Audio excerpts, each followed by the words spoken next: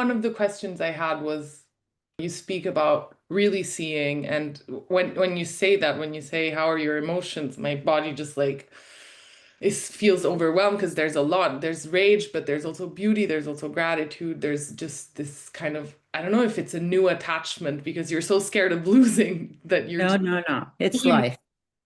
yeah. It's yin and yang. Yeah. Okay. And obviously grief, rage, and powerlessness come up. And this was my question was, how do we begin to face that truth of these emotions coming out without being consumed by it, which is what we tend to do. We tend That's to right. dissociate and just like, okay, no. That's a perfect question.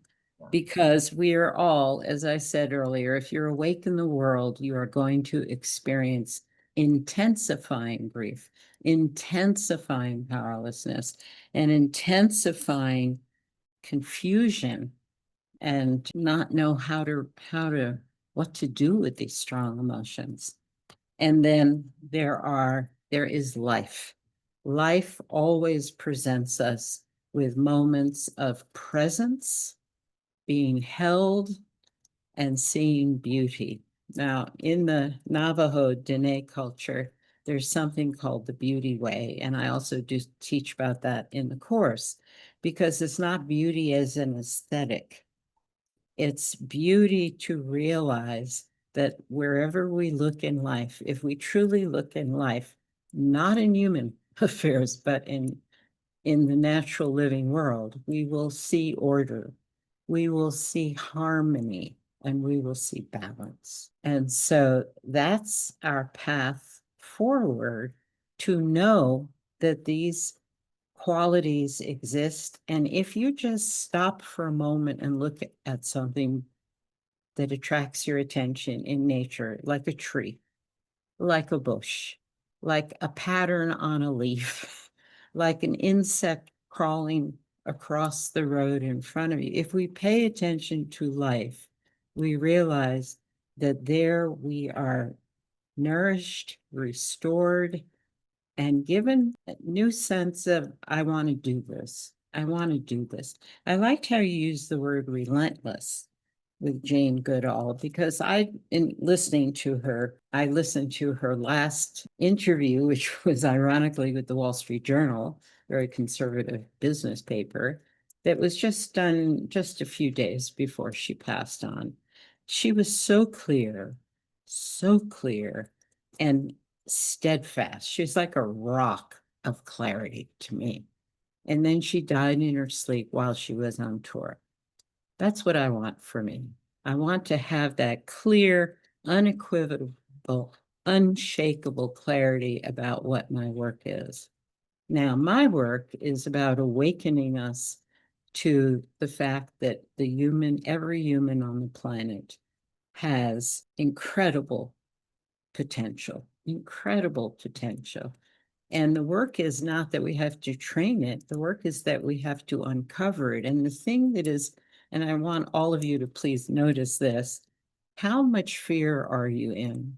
Because fear is the simplest way. Right now, it's a delivered strategy. Fear is the most potent way to disassociate us from what it means to be human, because fear puts us back in the reptilian brain, not the human brain. People in fear have no ability. And think about this personally. I mean, when I'm in fear, I'm just worthless. I can't think. I can't relate. All I can do is just feel clueless and powerless and not know what to do except to self-protect. That's what the amygdala does. It's a small part of the brain, but it shuts down our human consciousness, our frontal lobes. I think this is, for me, the simplest, most potent explanation of what's happening in this world. People in fear have no capacity to think forward, to envision, to plan, or to care. We cannot be compassionate when we're acting like reptiles. And the only activity of the amygdala is to respond with aggression. So here we are, fully able to be conscious and welcoming what we may discover when we're in our best human, the frontal lobes and beyond that, because in the frontal lobes, we have access to consciousness, and then you're in a totally different domain. So what is the first work for all of us when we're fearful? And this is, now I'm going to give you a little practice. You notice what you're feeling. You notice. You don't discount it. You don't try and get over it. You just notice it. And then you don't follow it. You just let it be there. Try and get rid of it, talk your way out of it. The best way to come out of fear, which is coming out of the amygdala, is to do something with another person or do something with an object of nature or do something and get outside. We have to turn back on or reactivate our full human capacities, which we will never have when we're in fear. This also applies not only to us personally, but if you're with a group of people and you're expecting that you want them to not only be together as friends, but you want them to start awakening their consciousness. The first thing you do, and I cover this in the course with great delight, settle people in and offer them a good cup of coffee, offer them refreshments. But what you're actually doing is welcoming people into the fullness of being human, the richness that's available. But the first thing is we need to come out of the fear. So the practice is quite simple in yourself. You notice it, you name it, and then you go do something that feels more nourishing as a human being. You relate. Playing with kids, playing with animals, getting outside is the way forward. And what you're doing, you're not avoiding something, you're reactivating your brain. And isn't that wonderful? Yeah. I mean, when you were speaking, I thought that in the end, for me, the kind of antidote to fear is pause when when you're asked to react right away, and this is Yeah. actually you talk about a lot, the contemplation part. It happens to me a lot as a character. I don't like being told when I need to respond, what I need to do. And the other day my partner came to me and he was like, I think it's not that you're afraid. I think you're afraid that you have to do things by a certain time or like in a certain way. And I realized that for me, contemplation or like taking a break from response and I think our society just teaches us that we need to be constantly on the go, constantly in response mode, that if we don't take a break, we're like off the train leaves without us. And I feel like Let's explore that a little bit more, that's because what is the train that's leaving us behind? Is it's colonialism, it's capitalism, it's being told by your boss what you have to do. It is the power of the old paradigm of control and contribution. That's what we cannot remain in. Thank you for all the hearts, by the way. And I have a new camera that is really annoying me. It's zooming in and out, but just live with it. One of the things we have to realize when I created this question, who do we choose to be? We need as much as possible within this old dominating, controlling world, we need to reactivate the divine feminine. I have no other way to express that. The generativity, the generosity, the caring, the compassion, the working for life. This was the ancient goddess culture that disappeared with male domination tribes about 5,000 years ago. And I want to name this for everyone here to explore where do you find the divine feminine speaking or working on your behalf right now? I see it in so many synchronicities that are set up for people. I see it in, we realize, no, I'm not going down that road. I'm not going down the timetable performance, wanting to be loved and respected route. This is all part of that dominating paradigm.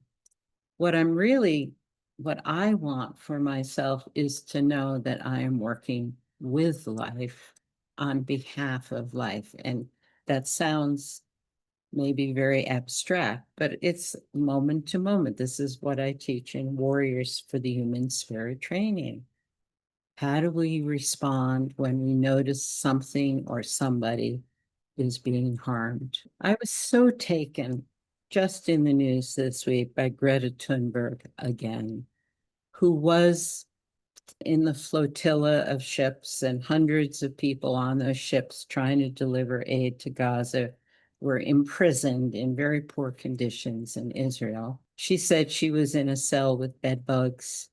Apparently, there was some incident that many people reported seeing her being forced to kiss an Israeli flag and maybe being dragged by her hair. She has not spoken about that. The Swedish embassy got them all released now. But her clarity and her willingness to just go for it. These are like the martyrs of old. I don't want us to be martyrs. Some of us will be. But what I want us to be, like Greta, she knows exactly what she's doing. And Hi.